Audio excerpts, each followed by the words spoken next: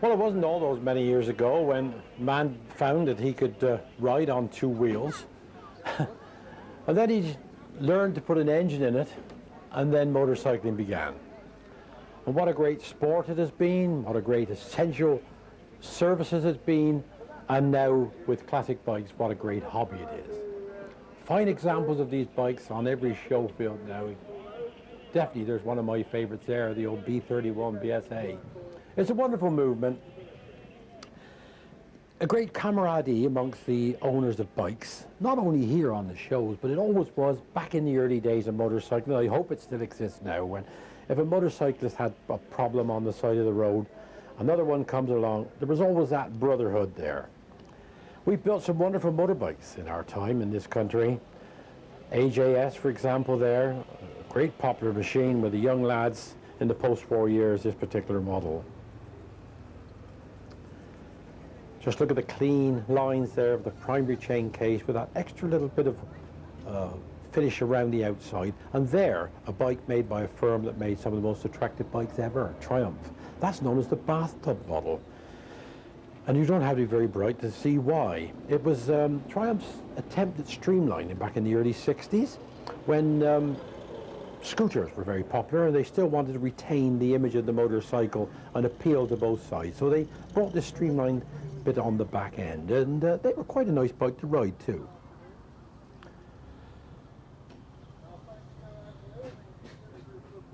Another famous twin, the BSA twin. This is called the unitary construction twin, where later on in years we did away with the old primary chain case and the separate gearbox. It all went into one, trying to clean up the lines. I'm one of the old school. I like to see all the old separate bits, but still that's a matter of choice depending on the year we were born in. Built like a gun was the motto of the Royal Enfield you see here. Another Midlands firm. Never had much of a racing history, but their competition and the trials records are very high indeed.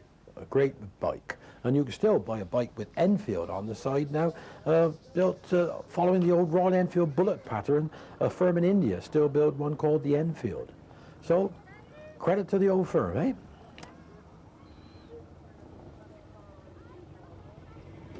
Beautifully polished full-width drum brake on the front.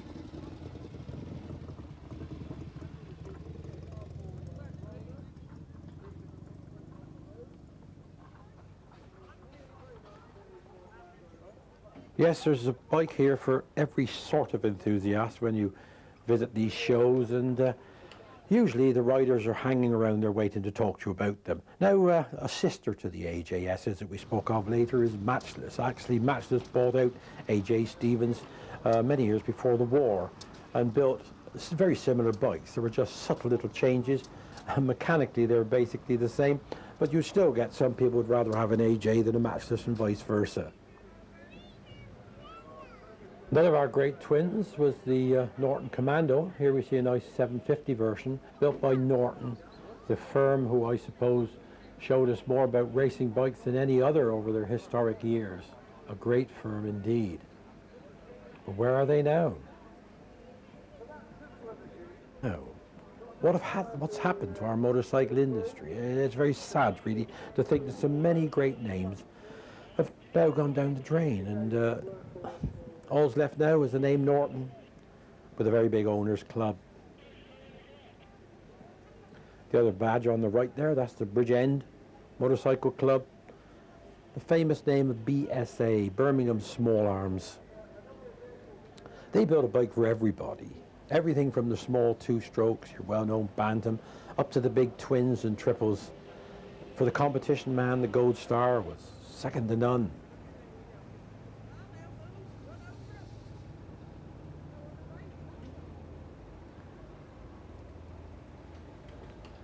That's the 650 Lightning. Of course, the first 650 they built was the ever-faithful Gold Flash back in the 50s. Triumph, of course, as we see here, they were the originators of the parallel twin. Ed Turner, he designed it back in the 30s. And after the war, these bikes got so popular that all the other leading makes, Norton, Aerial, Triumph, BSA, they were all there producing the parallel twins. First of all, 500s, then he went up to 650, 750. and so on. Another famous name that was great in the competition world during the 60s was Greaves. They used mainly Villiers engines, but the frame design was somewhat different to most. It had a different linkage on the front forks and made it a very easy bike to ride and handle, much better handling than the old conventional frames. And Greaves has certainly got a high competition record. But Villiers engines, well, they were a firm that built two-stroke engines in thousands, all through the 30s and 40s, and lots of firms just built frames and cycle parts and bought in Villiers engines to put in their bikes. One such firm was, of course, Excelsior, although they did make full bikes back early on in their days, but the post-war saw them make little lightweight go-to-work bikes, such as this. Cheap running, probably just a little two-speeder with a small two-stroke engine, simplicity and reliability by Villiers.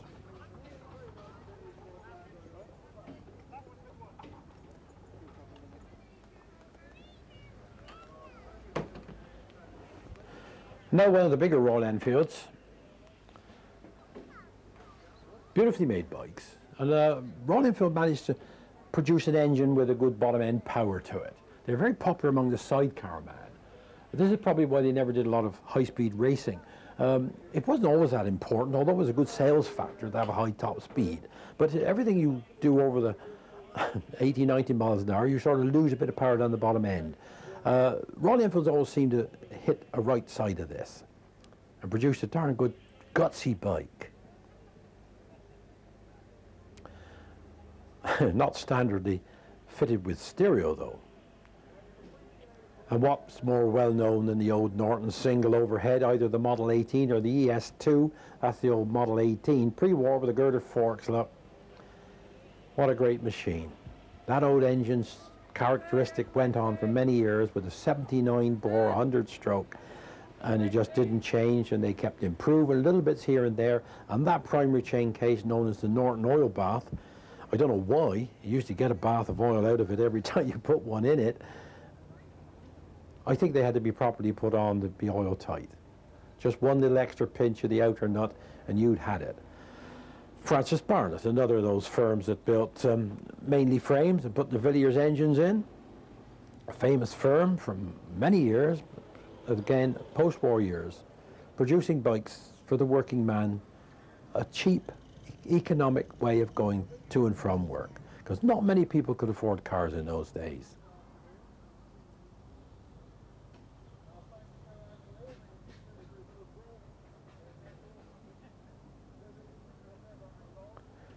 Might be utility, but certainly good looking. And here's another example here, little James.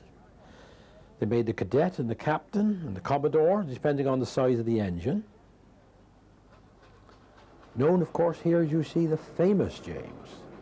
Very old firm.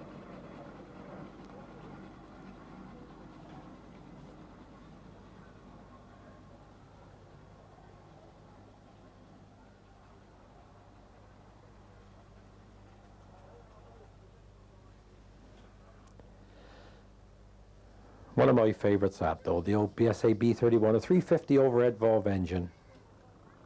Reliable. And here they are going to have a ride around the ring now. This is what we like to see and hear and smell them. Hear the different sounds, the parallel twins that we have here. The singles, the two strokes, four strokes, sometimes four cylinder. The commentator here stopping to have a chat with each one in turn. It's a bit difficult to arrange a motorcycle parade because if they wait outside to come in one at a time, with the old type clutches, you had to hold it on the clutch out there, and clutches used to get hot. And if you let them tick over too long, even out of gear, the old air-cooled engines tend to warm up a little bit. So it's rather difficult to arrange these motorcycle parades if you've got a hell of a lot of them. Comes the Commando.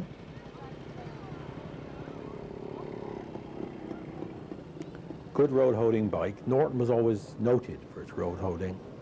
Look at that little one in the middle.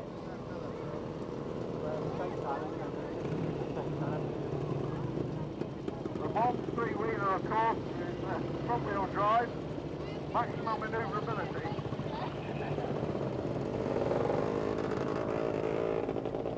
a smaller BSA, one of the last of the Bantams.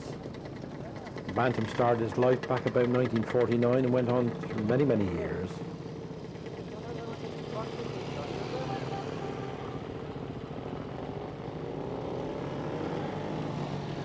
This one decided to bring a passenger around with him. Probably to enjoy the stereo in the box on the back.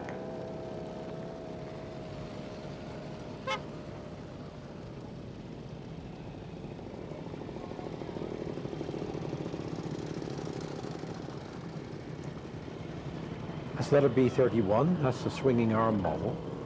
By that time they got a little bit heavy for a 350, although they did put a 500 engine in as well, the B33, and very manageable, the little changes. 2-speed, just a little lever on the handlebars to change gear.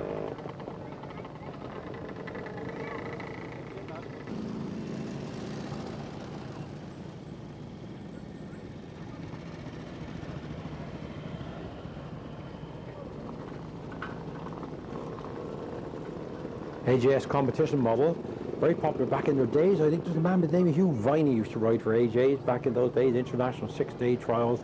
And a bike like this nowadays, a competition model, is very collectible and worth a bit of money.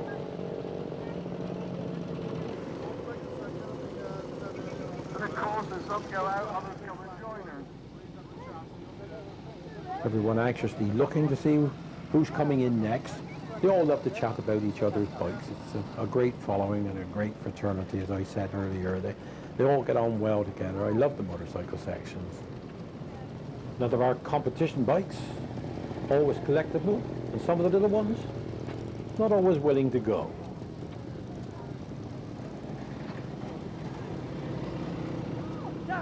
That's it, give it a bit of help with the foot.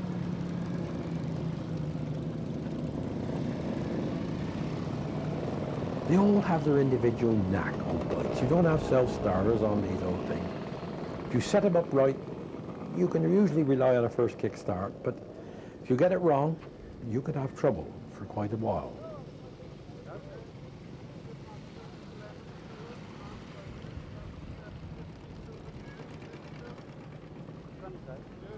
Another of our BSA twins, the A10.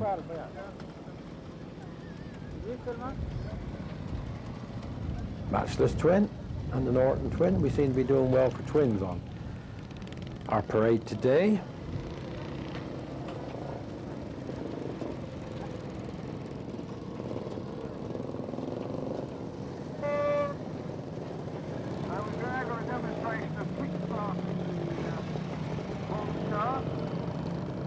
Very much a motorcycle power unit in there. Driving the front wheel, that gives you catch on the volt. So front wheel drive, same as you would find with a normal... They aren't all British, are they? We've got our American big brother here now, the Harley Davidson. I suppose one of the most famous bikes in the world now. I don't particularly want one, but they're a different sort of bike. You don't ride on them, you more or less get in them. There's a huge, comfortable machine there, V-twin, long distance cruising. Of course, designed for a different job to our bikes. Designed for those big American highways where you had mile on mile of road. So you just sit back there and wind it on and cruise along happily. But when it comes to going across country or doing anything a little bit off the beaten track, you can't whack the British bikes. But certainly, the American Harley Davidson, their marketing now is, I suppose, the greatest in the world.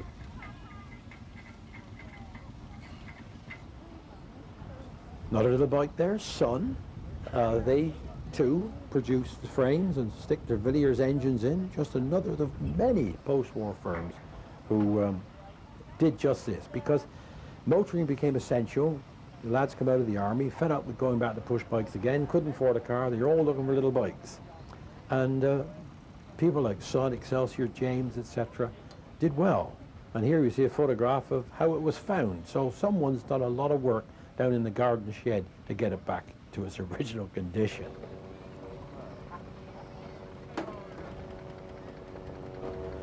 Another old Birmingham firm that started back before the 1930s.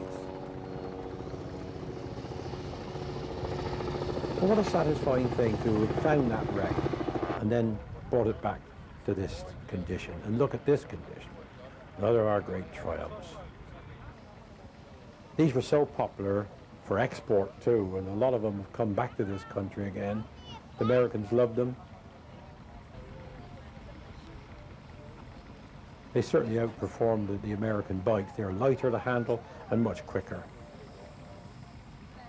How's that for restoration? Better than new, I would say.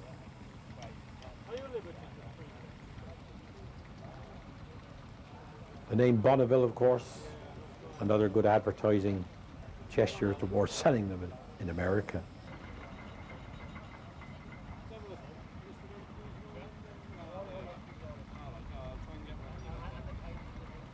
Lovely job. See you later. Yes.